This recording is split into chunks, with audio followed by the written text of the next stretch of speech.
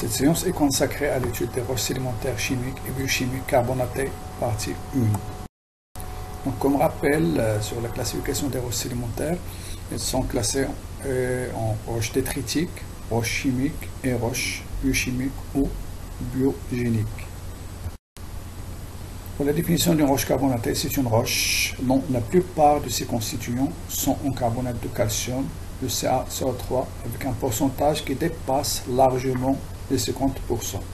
Une roche carbonatée est constituée de 3 composantes principales, à savoir les éléments figurés ou les allochèmes, qui sont représentés par les oolites, les oncolites, les fossiles, fragments des fossiles, les toclastes, etc. Les pores ou les vides, la gangue ou le lion, ce qu'on appelle un orthochème. Voilà les 3 composantes de la roche carbonatée. Cette roche peut avoir 2 origines différentes, à savoir une origine chimique due à la précipitation directe des minéraux carbonatés dans un bassin saturé en carbonate dissous, notamment le Ca2+ et le CO3 de moins. Une origine biochimique qui est due à l'accumulation sur place des minéraux carbonatés sous l'action des êtres vivants ou des organismes. Pour l'étude et la classification,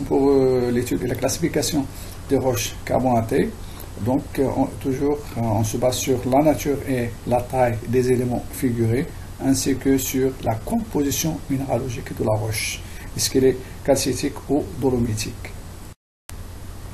Donc, les éléments figurés peuvent avoir une origine chimique ou biochimique sous forme de grains ou de fragments formés dans le bassin sédimentaire et ayant subi un certain transport ou non avant d'être cimentés par un liant de nature calcitique ou dolomitique.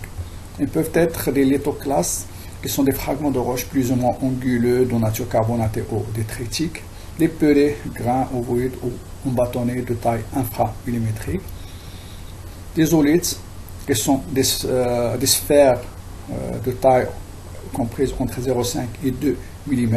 Ces oolites sont constitués d'un noyau au centre, ce qu'on appelle un nucléus, entouré de lamines concentriques de calcite, ce qu'on appelle un cortex. Ce cortex est précipité autour du nucléus, donc sous un climat généralement chaud et dans un milieu agité. Les oncolites ou pésolites qui ont un diamètre supérieur à 2 mm sont constitués aussi d'un nucléus entouré des lamines concentriques de calcite, mais cette fois, elle est donc due à l'activité synthétique des micro-organismes. Les fossiles, ce sont des restes d'organismes qui ont vécu à une époque donnée, et les fragments de fossiles, au début de là, ce sont des fossiles qui ont subi une certaine désagrégation. En fonction de ces éléments figurants, on peut nommer les roches. S'ils contiennent des lithoclastes, calcaires lithoclastes, s'ils contiennent des oolites, c'est calcaire oolite. S'ils contiennent des oncolites, on l'appelle calcaire oncolytique. S'ils contiennent des fossiles, c'est une calcaire fossilifère. Le ciment ou le lion peut avoir deux natures différentes, soit calcitique, donc il réagit avec HCl à froid, soit dolomitique, il réagit avec HCl à chaud. Pour l'étude et la classification des roches sédimentaires, il faut suivre les étapes suivantes: observer et analyser les éléments figurés, mesurer le diamètre moyen de ces éléments s'il existe avec une règle, est-ce qu'ils sont supérieurs à 2 mm, inférieurs à 2 mm. Donner le nom de ces éléments, est-ce qu'il s'agit des oolites, des oncolites, des fossiles, etc. Tester la nature du lion avec HCl, il réagit à froid ou à chaud. Décrire le mode de formation ou de genèse de la roche, il faut voir le polycopier de TP. Le toucher, est-ce qu'il est lisse ou rugueux, surtout pour les roches à texture fine. Préciser le milieu de sédimentation, est-ce qu'il est marin ou continental. Le type de la roche, est-ce qu'il est carbonaté chimique ou carbonaté biochimique. Et enfin, donner le nom de la roche. Commençons par le premier échantillon de roche carbonatée, c'est les calcaires fossilifères qui sont constitués donc, des fossiles et des fragments de fossiles cimentés par un ciment ou un liant.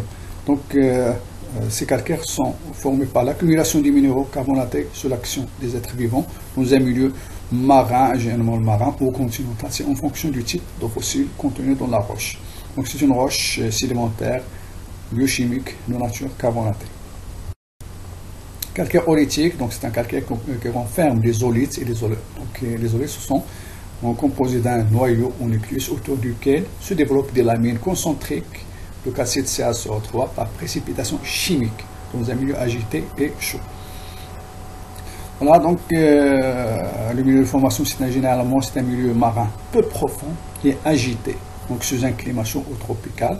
Voilà, donc il s'agit d'une roche sédimentaire chimique de nature carbonatée. Le calcaire oolitique ferrugineux, donc c'est le même principe que les calcaires oolitiques, mais cette fois la genèse se fait par la cimentation des oolites par de la calcite et de l'hématite, ce qui donne la couleur rouge à cette roche. Donc c'est une roche chimique de type carbonaté. Le calcaire oncolytique ou piézolytique, ce sont des calcaires formés par des oncolites qui ont une taille supérieure à 2 mm donc, et qui sont formés par la cimentation des oncolites par de la calcite dans un milieu peu agité, donc soit marin ou continental lacustre.